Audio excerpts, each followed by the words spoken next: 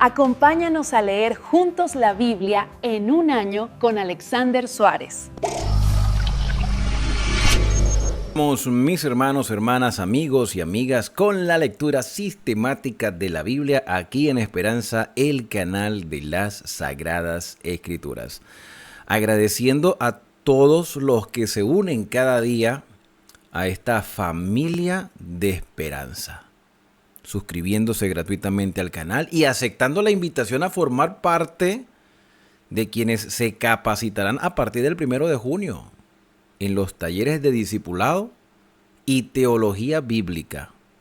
Serán unas interesantes materias que voy a colocar aquí en pantalla para que ustedes la vean. Miren, están las materias. Estas son.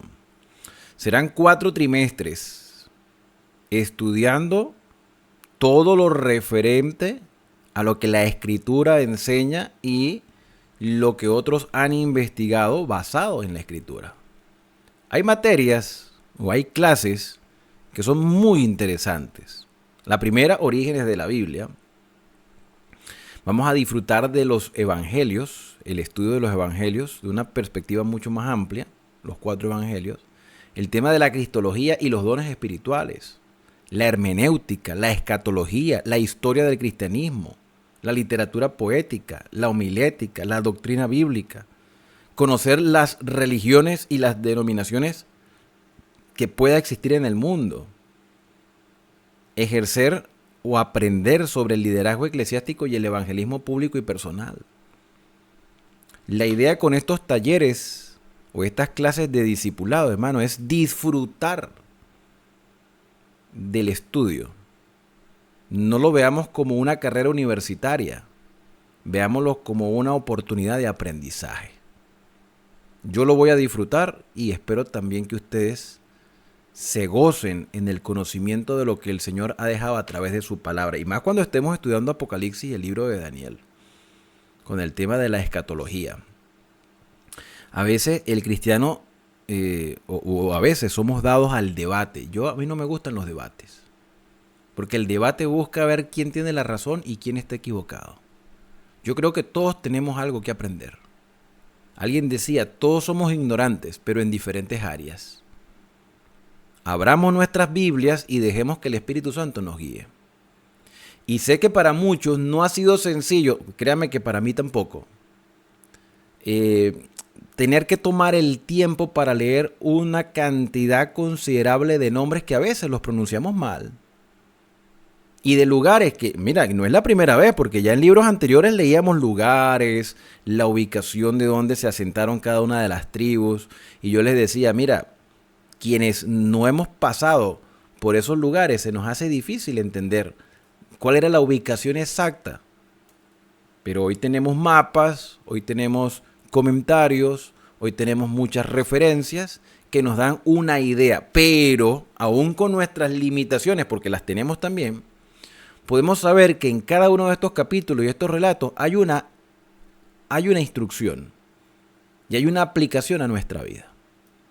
Y una de las cosas que yo he venido aprendiendo con crónicas y con otros relatos históricos es que hay una historia que no se puede negar.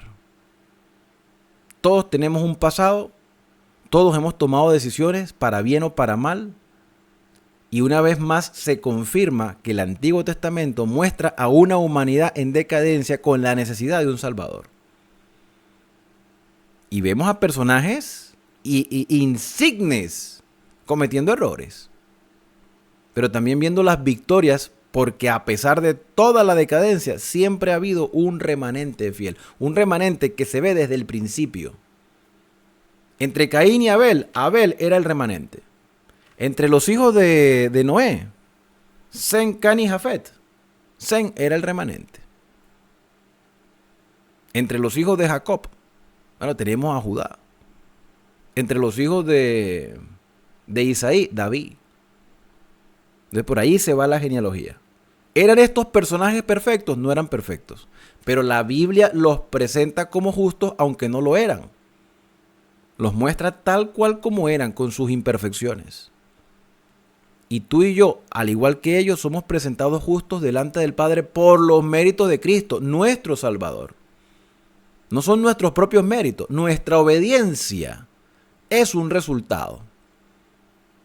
La obediencia a los mandamientos del Señor es una muestra de agradecimiento. Nadie se salva por obras, pero las obras nos hacen mantenernos en la salvación que el Señor ya ganó para nosotros.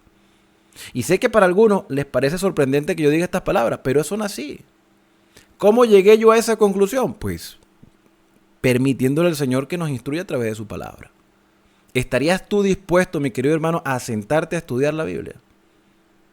Si estás aquí es porque creo que estás dispuesto a hacerlo. No a debatir, a estudiar, a aprender.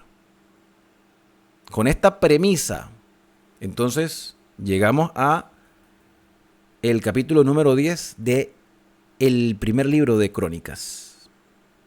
Y después de haber leído todas estas genealogías, vemos que los filisteos pelearon contra Israel. Vemos que con toda esta historia también había personas que estaban dispuestos a hacer daño a Israel, a defenderse también, porque fueron amenazados. Los filisteos también fueron amenazados. Los filisteos habían llegado al punto sin retorno. Aunque había filisteos que podían cambiar el rumbo de su historia. Pero en líneas generales, los filisteos prefirieron seguir con sus tendencias idolátricas y ponerse en contra de Israel, que Israel debió haber sido una luz al mundo. Los filisteos pelearon contra Israel y huyeron delante de ellos los israelitas y cayeron heridos en el monte Gilboa. Más o menos sabemos en qué tiempo estamos, ¿verdad? En el tiempo de Saúl, en el tiempo del primer rey de Israel. Los filisteos siguieron a Saúl y a sus hijos y mataron los filisteos a Jonatán, a Abinadab, a Malquisúa, hijos de Saúl. Y arreciando la batalla contra Saúl, le alcanzaron los flecheros y fue herido por los flecheros. Entonces dijo Saúl a su escudero: saca tu espada y traspásame con ella, no sea que vengan estos incircuncisos y hagan escarnio de mí. Pero su escudero no quiso porque tenía mucho miedo.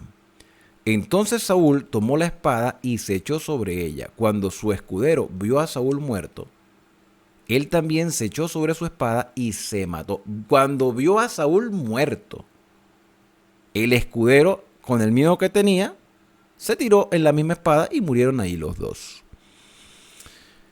Cuando llegamos a, no recuerdo, creo que fue el segundo libro de Samuel. Cuando llegamos al segundo libro de Samuel, vimos que alguien le llegó a David con la corona y los brazaletes de Saúl. Cuando David le preguntó a este muchacho dónde había conseguido la corona, empezó a decir que había visto a Saúl revolcándose sobre su misma espada, herido y agonizando, pidiendo que lo mataran. Entonces, este muchacho se adjudicó la muerte de Saúl. Dijo: yo vi a Saúl ahí y lo terminé de matar. Y aquí está la corona. David llora a Saúl, David llora a Jonatán. Y entonces cuando ve a este muchacho le dice: ¿por qué no tuviste misericordia del ungido del Señor? ¿Por qué tuviste que matarlo? Tu misma palabra te ha condenado. Objetable la reacción de David. Objetable. ¿Tenía sus razones? Tenía sus razones. ¿Tenía este muchacho motivos para mentir? Quizás pensó que mintiendo y adjudicándose la muerte de Saúl se le iban a dar honores por parte de David, porque David ahora sería el próximo rey de Israel. Pero aquí Crónicas nos recuerda que en realidad Saúl se suicidó y una vez muerto su escudero se lanzó encima de él. Así murieron Saúl y sus 3 hijos, y toda su casa murió juntamente con él. Y viendo todos los de Israel que habitaban en el valle, que habían huido y que Saúl y sus hijos eran muertos, dejaron sus ciudades y huyeron, y vinieron los filisteos y habitaron en ellas.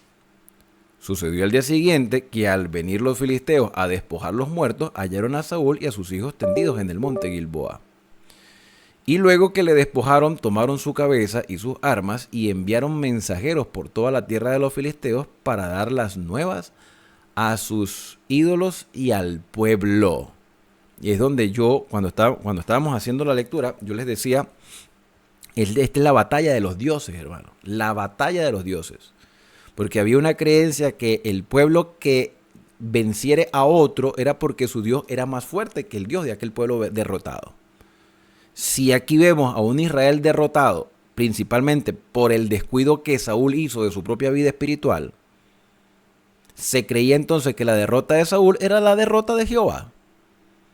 Y los filisteos se llevaron trofeos al templo de su Dios. Pusieron sus armas en el templo de sus dioses y colgaron la cabeza en el templo de Dagón.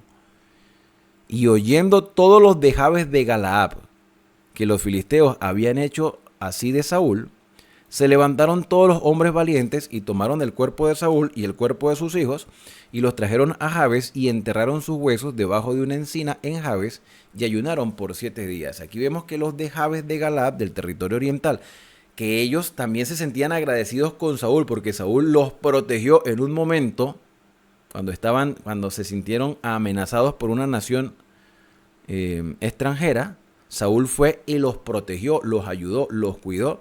Y ellos, como muestra de agradecimiento a Saúl con todos los errores que Saúl haya cometido, decidieron quitar el cuerpo de Saúl donde lo habían dejado y darle una sepultura digna de un rey. Una sepultura digna. ¿Okay?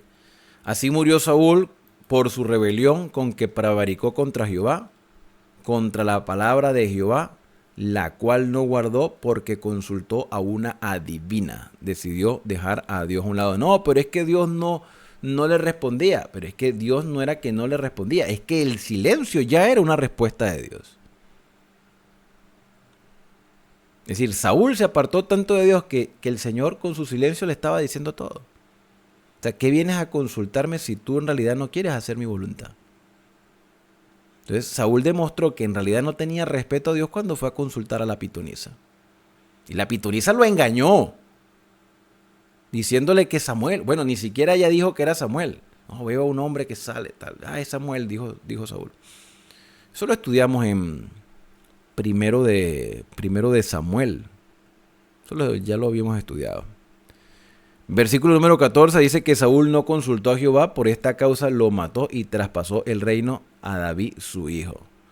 No, pero sí tenemos relatos donde dice que Saúl buscaba al Señor, pero el Señor no le respondía.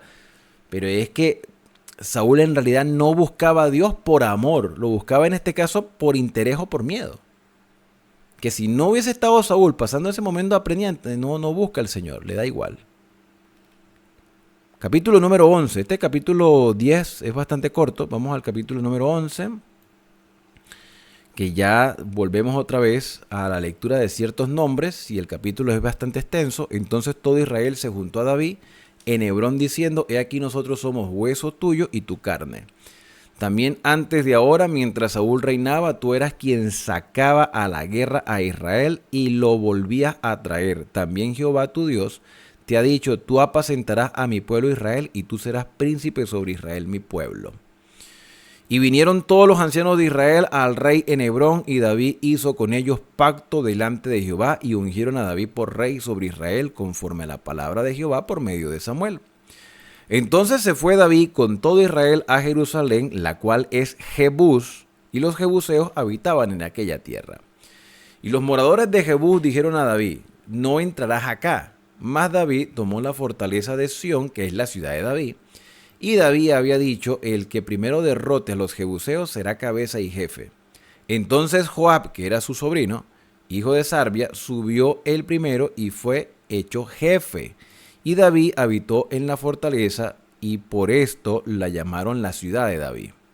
Y edificó la ciudad alrededor desde Milo hasta el muro, y Joab reparó el resto de la ciudad, y David iba adelantando y creciendo, y Jehová de los ejércitos estaba con él.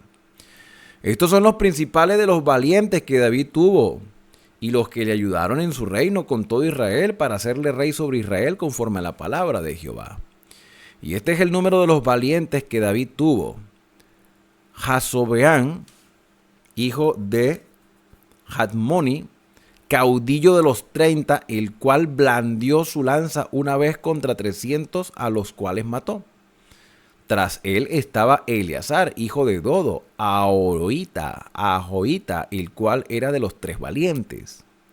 Este estuvo con David en Pasdomín, estando allí junto en la batalla de los filisteos, y había allí una parcela de tierra llena de cebada, y huyendo el pueblo delante de los filisteos, se pusieron ellos en medio de la parcela, y la defendieron y vencieron a los filisteos, porque Jehová les fortaleció en gran manera. Es decir, ellos ayudaban a los campesinos, a las personas que vivían de la agricultura, protegiéndole sus territorios de manos de los filisteos. Que seguramente entre esos territorios protegidos estaban los terrenos de el esposo de Abigail. El esposo de Abigail. Y cuando David le pidió un favor de que por favor, o sea, que le regalara un poco de pan, este hombre dijo, no, ¿quién es David para que yo le esté dando pan de mis tierras?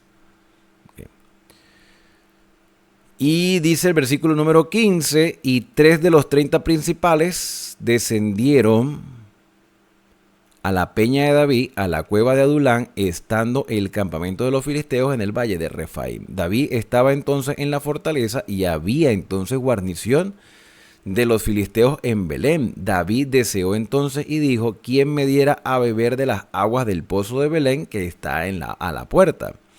Y aquellos 3 rompieron por el campamento de los filisteos y sacaron agua del pozo de Belén que está a la puerta y la tomaron y la trajeron a David, mas él no la quiso beber, sino que la derramó para Jehová y dijo, guárdeme mi Dios de hacer esto. ¿Habría yo de beber la sangre y la vida de estos valientes que con peligro de sus vidas la han traído? Y no la quiso beber. Entonces esto hicieron aquellos 3 valientes. Y Abisai, hermano de Joab, era jefe de los 30, el cual blandió su lanza contra 300 y los mató y ganó renombre con los 3. Fue el más ilustre de los 30 y fue el jefe de ellos, mas no igualó a los 3 primeros. Benaía, hijo de Joiada, hijo de un varón valiente de Capseel, de los grandes hechos, él venció a los 2 leones de Moab. Los 2 leones de Moab no necesariamente está hablando de 2 animales. Está hablando de 2 hombres. Los 2 leones de Judá. Era un término alegórico, comparativo, de estos 2 hombres tan fieros como leones. Él venció a los 2 leones de Moab, también descendió y mató a un león en medio del foso en tiempo de nieve. Fíjate que aquí ahora evidentemente se nota la diferencia. Se nota la diferencia. Venció a los 2 leones de Moab y también descendió y mató a un león en medio de un foso. La misma estructura gramatical te hace entender que los 2 leones son 2 personas y el león sí es un animal. Porque hubiese dicho mató a 3 leones.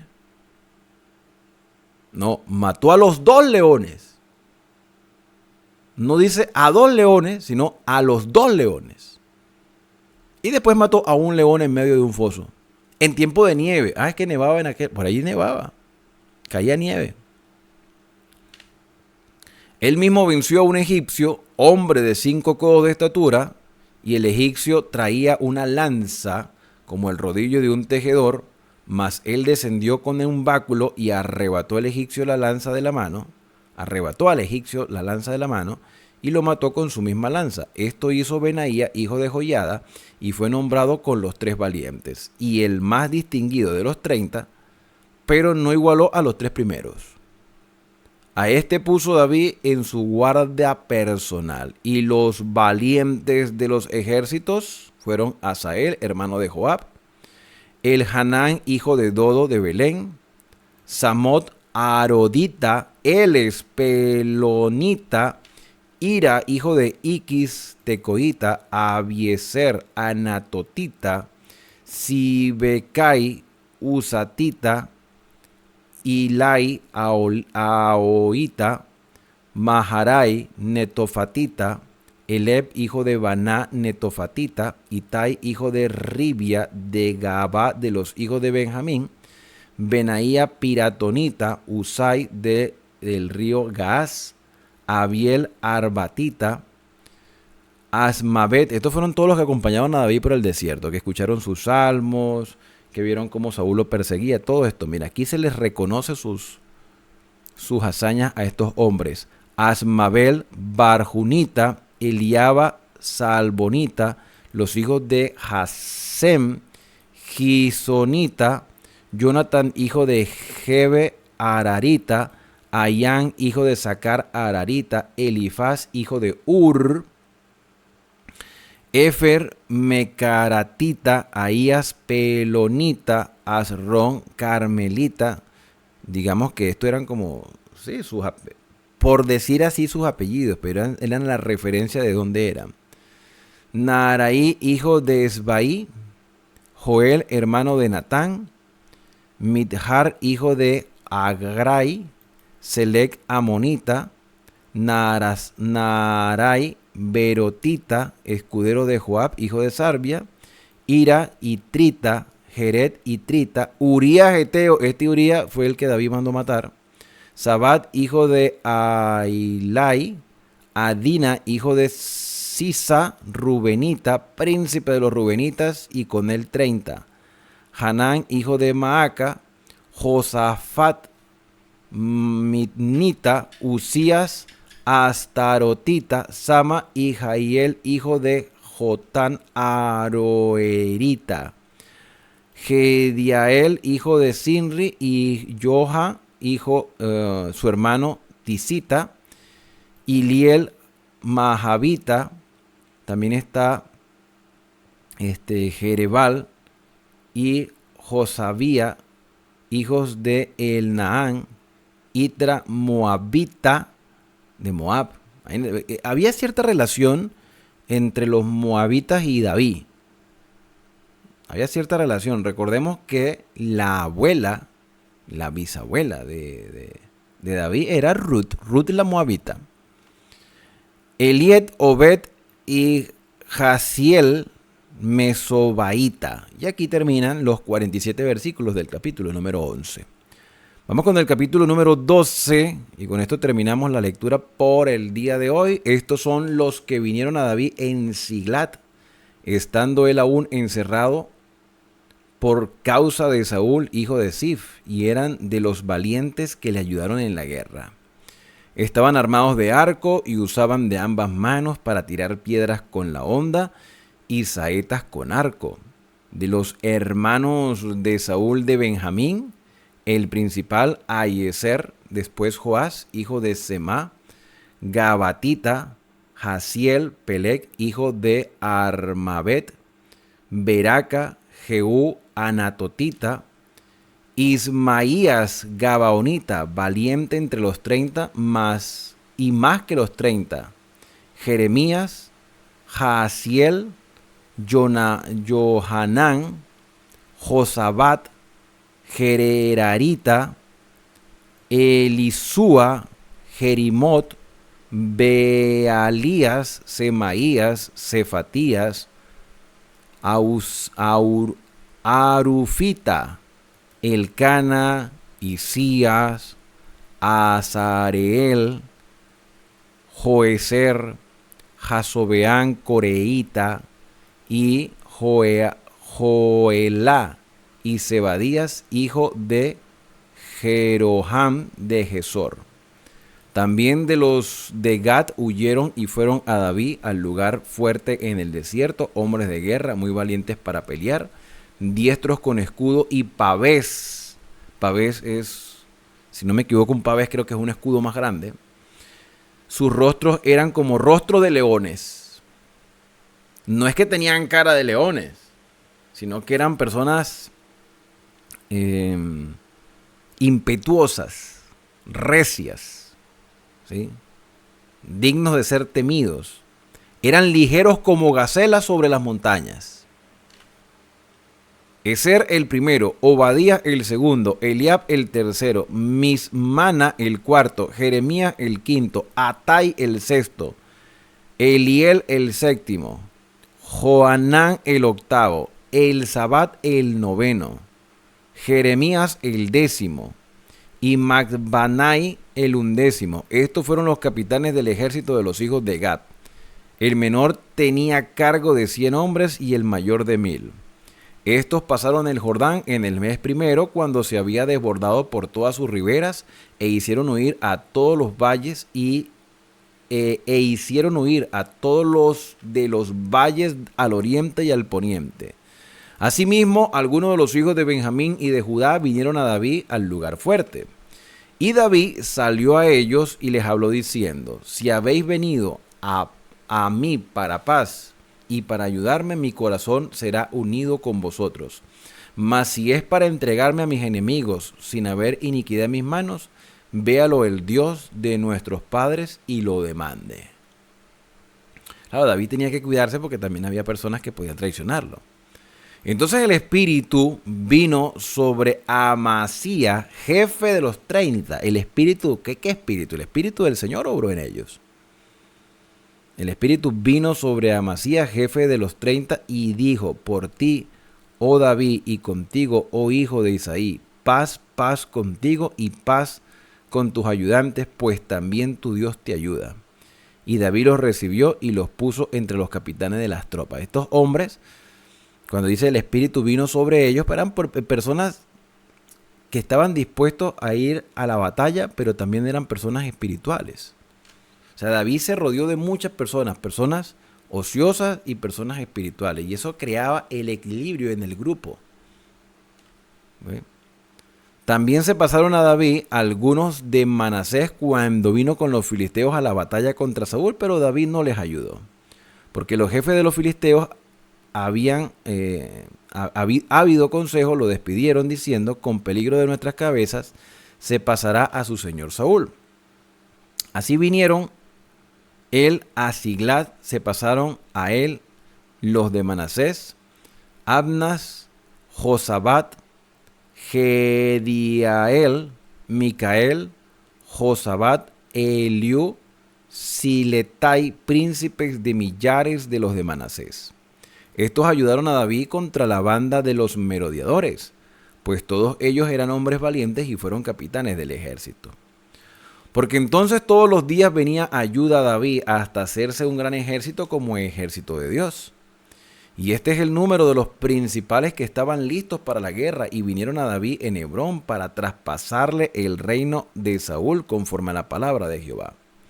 De los hijos de Judá que traían escudos, lanzas y 6.800, eran 6.800 listos para la guerra. De los hijos de Simeón, 7.100 hombres valientes y esforzados para la guerra. De los hijos de Leví, que eran los sacerdotes, 4.600. Asimismo Joiada, príncipe de los linajes de Aarón, y con él 3.700. Y Sadoc, joven valiente y esforzado, con sus 22 de los principales de la casa de su padre. De los hijos de Benjamín, hermanos de Saúl, 3.000, porque hasta entonces muchos de ellos se mantenían firmes a la casa de Saúl. Y de los hijos de Efraín, 20.800 muy valientes, varones ilustres de las casas de sus padres. De la media tribu de Manasés, 18.000, los cuales fueron tomados por listas para venir a poner a David por rey. De los hijos de Isaacar, 200 principales, entendidos en los tiempos. Me llama la atención esto, ¿no? Que una de las características de los hijos de Isaacar es que eran entendidos en los tiempos. ¿En qué tiempos? ¿De qué tiempo estamos hablando? Quizás probablemente estamos hablando de los tiempos proféticos. Porque si algo tenía un buen grupo del remanente, era el interés por la venida del Mesías. Bueno, de Isaacar, según lo que dice aquí, se destacaron por ser entendidos en los tiempos y que sabían lo que Israel debía hacer, cuyo dicho seguían todos sus hermanos. ¿Y qué debía hacer Israel? Ser un testimonio a las demás naciones. De Zabulón, 50.000 que salían a campaña prontos para la guerra, con toda clase de armas de guerra, dispuestos a pelear sin doblez de corazón.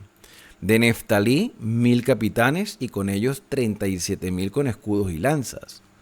De los de Dan, dispuestos a pelear, 28.600. De Aser, dispuestos para la guerra y preparados para pelear, 40.000. Y del otro lado del Jordán, de los rubenitas, de los gaditas y de la media tribu de Manasés, 120.000 con toda clase de armas de guerra. Todos estos hombres de guerra dispuestos para guerrear vinieron con corazón perfecto a Hebrón, para poner a David por rey sobre todo Israel. Asimismo, todos los demás de Israel estaban en el mismo ánimo para poner a David por rey. Y estuvieron allí con David 3 días comiendo y bebiendo porque sus hermanos habían preparado para ellos. También, versículo 40, los que les eran vecinos, hasta Isaacar y Zabulón en Estalí, trajeron víveres en asnos, o sea, asnos cargados, camellos, mulos y bueyes, todos cargados, provisión de harina, tortas de higos, pasas, vino y aceite, y bueyes y ovejas en abundancia, porque en Israel había alegría, porque se iba a entronizar a David. Hermanos, mira, cuando leemos este relato específicamente, yo reflexiono sobre no se puede hacer nada. No se puede hacer nada y no se puede lograr el éxito uno solo. No, que sí se puede porque hay personas que logran todas sus metas. Sí, pero siempre vas a necesitar la ayuda de alguien. ¿Por qué? Si por ejemplo yo quiero establecer, por decirles algo, quiero establecer un lugar de reunión, yo voy a necesitar de personas que me apoyen en la construcción, en la electrificación, en el acueducto, en la iluminación para la mejor presentación del lugar. Yo voy a necesitar quien me ayude a la organización de todo lo interno del lugar de reunión. Tú dices, eso lo planifiqué yo solo, sí, pero no lo hiciste tú solo. Siempre tuviste a alguien que te apoyara. El éxito de las campañas de David, las victorias que Dios le daba a David, no se la daba solo a David, se la daba a todos los que estaban con David. Algunos buenos, otros no tanto. Pero todos disfrutaban la victoria. Había alegría en todos. Para todos había la misma posibilidad de ver las victorias del Señor. Para todos había el mismo mensaje por parte de los sacerdotes. Para todos era la misma amonestación, la misma normativa en los aspectos espirituales. ¿Qué marcaba la diferencia? La actitud de cada uno. David tuvo lista de personas que lo ayudaron a fortalecer el reino, y cuando pasó la crisis con su hijo Absalón, había personas que no se despegaban de David. Entonces no podemos lograr victorias solos. Siempre vamos a necesitar la ayuda de alguien. La ayuda principal, la ayuda del Señor, pero también la ayuda de nuestros hermanos. Por eso es que la ley de Dios está enfocada en dos dimensiones: nuestra relación con el Creador y nuestra relación con el prójimo. ¿Cómo es que a David le da sed y va a un valiente dice, voy a buscarle agua a David en el lugar más peligroso? Pudo haber buscado agua en otro lado. Pero David tenía el apoyo de muchas personas, entre esos Urías Geteo. Y David se portó mal con Urías Geteo. ¿Qué les quiero decir con esto también, mis hermanos? O sea, ¿qué quiero enfatizar ahora con esto? Que a veces no valoramos a las personas que tenemos a nuestro alrededor. A veces no somos agradecidos. En el ámbito laboral, lamentablemente hay jefes que explotan a los trabajadores. Los explotan pero groseramente, los humillan. El cristiano debe mostrar la diferencia. Así como había una tribu de Isaacar que eran entendidos en los tiempos, nosotros que debemos ser una familia de fe, ayudarnos mutuamente, tenemos que ser entendidos en los tiempos. En el tiempo en que estamos viviendo, en el tiempo profético. Por eso también es importante tomar tiempo para estudiar la profecía juntos como familia de fe. Para ser entendidos de los tiempos y ayudarnos mutuamente, que si en algo estamos equivocados, en lugar de señalar, tú estás equivocado, es decir, hermano, creo que hay cosas que podemos mejorar juntos. Creo que podemos llegar a una conclusión porque el Señor no nos va a dejar en tiniebla y debemos aceptar la voluntad del Señor. Y así como juntos nos ayudamos, así juntos vamos a ir a la patria celestial, porque cuando Cristo venga, nos dará la recompensa a todos aquellos que habremos logrado la victoria. Recibiremos un hombre nuevo en una piedrecita blanca. Tendremos derecho a comer del maná escondido. Nos sentaremos a la diestra ahí donde se sienta el Señor Jesucristo. Nos sentaremos con Él. No sufriremos daño de la segunda muerte. Entender todo eso, hermanos, ver que podemos juntos ayudarnos para crecer en estas revelaciones que el Señor nos ha dejado, fortalece nuestra fe y nos hace vivir con esperanza, así como David tenía ayuda de quienes, o por medio del cual se forjaron muchas victorias, con la ayuda del Señor, por supuesto, con la fortaleza del Señor. Así tú y yo podemos lograr victorias, como una familia que se espera para ver a Cristo venir en las nubes de los cielos. Por eso mi deseo hoy más que nunca es que Dios te bendiga y te guarde, que haga resplandecer Dios su rostro sobre ti, que tenga de ti misericordia, que el Señor alce sobre ti su rostro y ponga en ti paz. Nos vemos en la próxima lectura aquí en Esperanza, el canal de las Sagradas Escrituras. No olvides suscribirte, activa las notificaciones y comparte estos videos con otras personas. Shalom.